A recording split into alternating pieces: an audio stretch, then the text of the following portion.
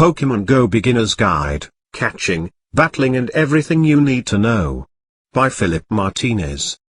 Pokémon Go is now available for iOS and Android, and trainers young and old can go out into the world and catch your favorite Pokémon. But before you go out into the wild, you'll want to brush up some of the basics and features of the new mobile game so you can become a Pokémon master that much quicker. So let's start off with the basics. Basics. When you boot up Pokémon Go for the first time, you'll have to customize your trainer, name him, her, and then choose your starter Pokémon. You choose from either Bulbasaur, Charmander or Squirtle, the classic Gen 1 starters. Once you've caught your first Pokémon, the real adventure begins with the interface showing your trainer walking on a Google Maps-esque layout. The GPS on your smartphone will pinpoint your location. On the map you can see landmarks that represent Pokestops and gyms. You won't be able to access them until you get closer to their destination, or in the case of gyms at a certain level, more on gyms and Pokestops below. You'll also see rustling grass. If you walk towards it, a Pokémon will appear and you will attempt to catch it. Trainers will also gain experience and gain levels as they travel and catch Pokémon. Catching Pokémon. Catching a Pokémon in Pokémon Go is very different from the main games. You don't use your party Pokémon to weaken a wild one, instead your catch rate is determined by a few factors. The Pokémon's CP level, the type of Poké Ball you used, your throwing technique, and other factors come into play when determining whether the Pokémon can be successfully caught. Other Pokémon will simply run away, so be sure to be quick. Your throwing technique is probably the one thing you'll want to master. Your angle and force behind your throwing, which is a simple flick on the touch screen, is a big factor. And, of course, you'll want to hit the Pokémon with the Poké Ball. Various habitats will determine what Pokémon is found. For example, water Pokémon will be found near bodies of water and beaches. Use the nearby feature on the bottom of the screen to see which Pokémon are around. The item incense will draw Pokémon toward you for 30 minutes, so be sure to use them when you are having trouble finding Pokémon in the wild. Pokémon traits. Now that you've caught a Pokémon, you can take a look at what it can do. A Pokémon's command points, CP, determines how well they fight in battle. The higher the CP, the better they fare. You'll also notice that some Pokémon of the same species will have varying CP when they are captured. Keep that in mind when you are training them up, as you'll want to keep the highest CP Pokémon. The higher your trainer's level, the higher CP Pokémon will appear.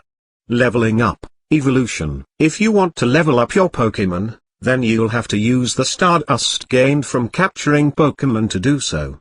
Evolving Pokémon takes an extra step that involves the transfer function, the Professor, along with Pokémon-specific candies. We go more in depth on leveling and evolving on our guide, here.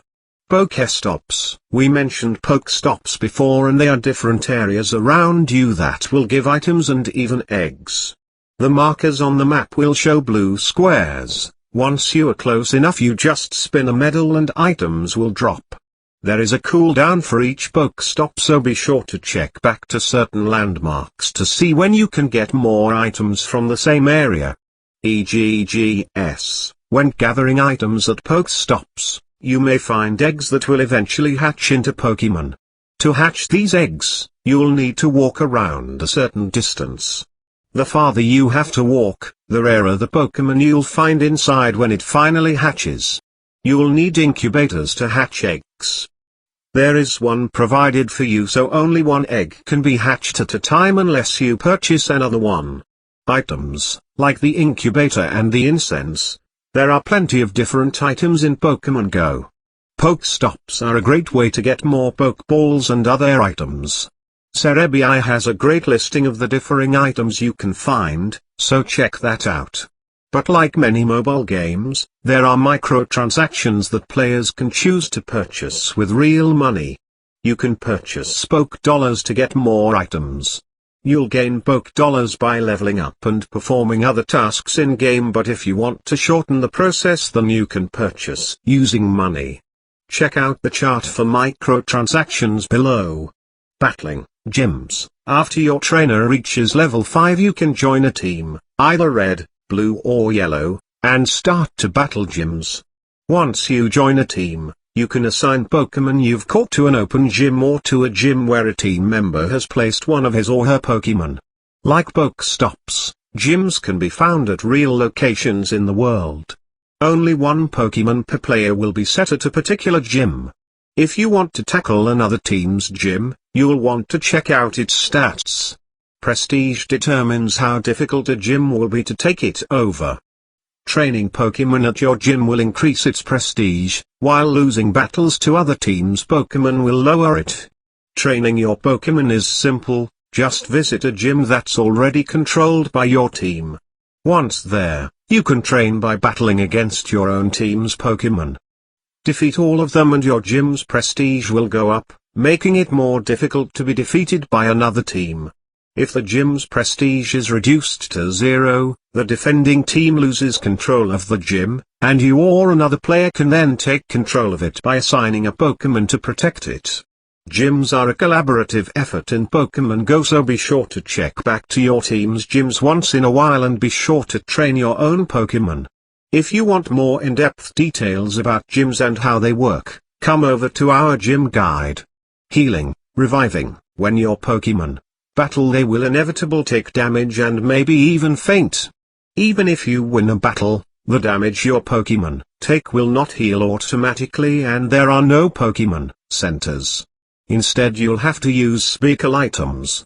Here's an in-depth guide to healing and reviving your Pokémon, and that's it.